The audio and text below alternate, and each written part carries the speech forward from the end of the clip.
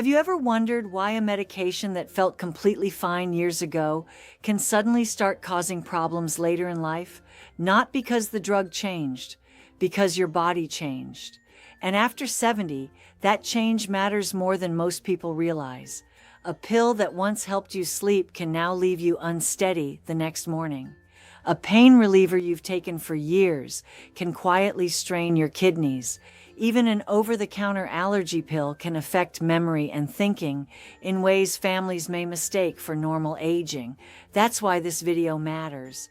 Because one of the biggest hidden health risks after 70 is not always a new illness. Sometimes it's an old medication list that no longer fits the body you have now. Today, we're going through 5 common medications that deserve a second look in older adults. Not to scare you, not to tell you to throw anything away, but to help you ask smarter questions, spot hidden risks, and protect your independence. Let's start with one of the most common categories. 1. Benzodiazepines. This includes drugs like Xanax, Valium, Ativan, and Klonopin.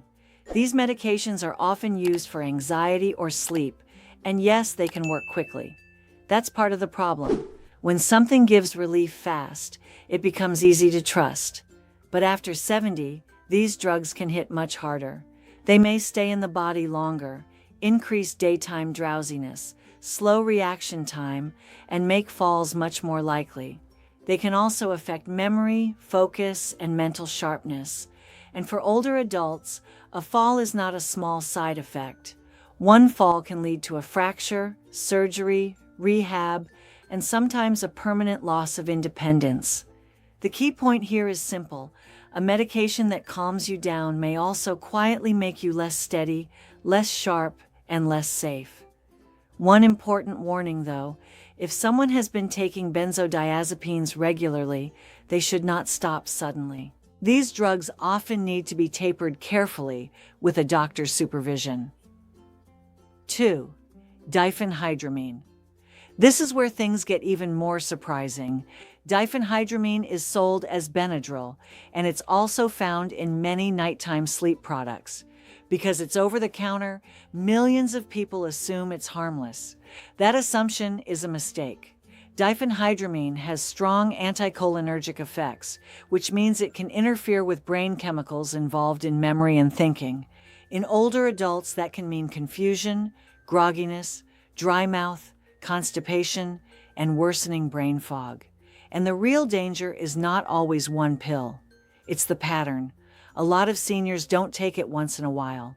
They take it every night for sleep, or again and again for allergies. Over time, that habit can become a real problem. This is one of the clearest examples of why over-the-counter does not mean low risk. If a senior is taking a product for sleep and feeling more forgetful, slower, or mentally foggy, this is one of the first medications worth reviewing. 3. Ibuprofen and naproxen. Now let's talk about pain relievers. Ibuprofen and naproxen are everywhere. Advil, Motrin, Aleve. Most people keep some version of them at home and think of them as routine. But after 70, routine can become dangerous. These drugs can put stress on the kidneys, raise the risk of stomach bleeding, and worsen blood pressure or fluid retention. And because kidney function often declines with age, the body may not handle these drugs as well as it used to. What makes them especially risky is how normal they feel. A senior with back pain or knee pain may start taking them several times a week, then most days, then almost daily. And that's when the risk starts climbing.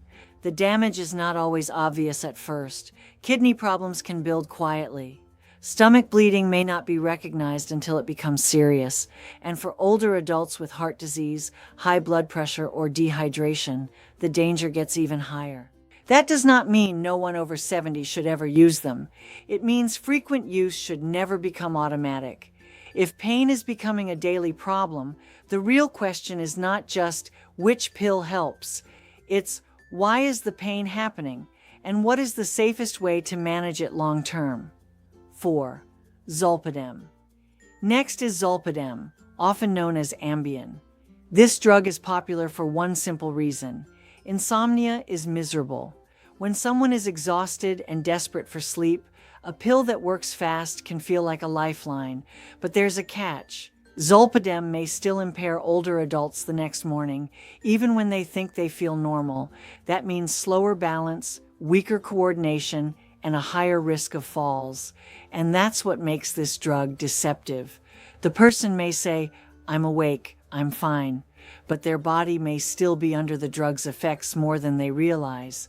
In older adults, that hidden impairment matters, because nighttime trips to the bathroom, early morning walking, and ordinary movements can suddenly become dangerous. There's also a bigger issue. A sleep pill may help someone fall asleep faster, but that doesn't mean it truly solves chronic insomnia. Often, it just changes the appearance of the problem while the real cause remains. That's why non-drug approaches like CBTI are so important. For many people, long-term sleep improvement comes less from stronger medication and more from retraining sleep habits and addressing what's driving the insomnia in the first place. 5. Proton pump inhibitors. The last category surprises a lot of people. Proton pump inhibitors, or PPIs, include omeprazole, Prilosec, Nexium, and Prevacid. These medications can absolutely be helpful.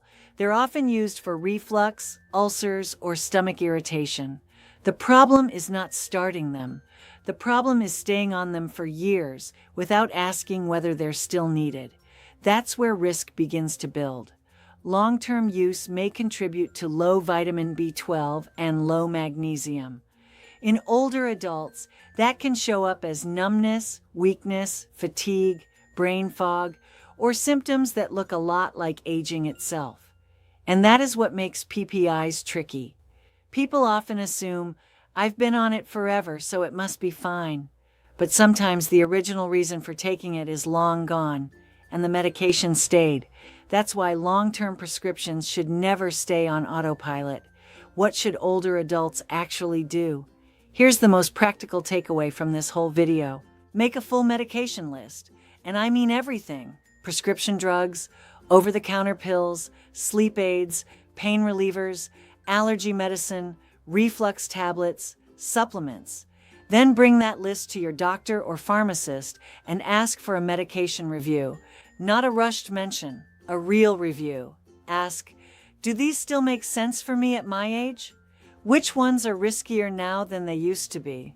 Which ones should be reduced, replaced, or monitored more closely? That conversation alone can prevent serious harm. And just as important, never stop prescription medications suddenly unless your doctor tells you it's safe. Final takeaway. If there's one message I want you to remember, it's this. Healthy aging is not only about adding the right habits. Sometimes it's about removing the wrong ones. A medication that helped at 55 may not belong in the same way at 75. A pill that seems small, cheap, and familiar may still carry real risk when the body becomes more sensitive.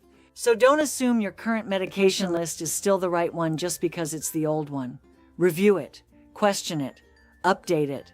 Because protecting your health after 70 is not just about what you take. It's about knowing when your body has changed enough that your treatment needs to change too.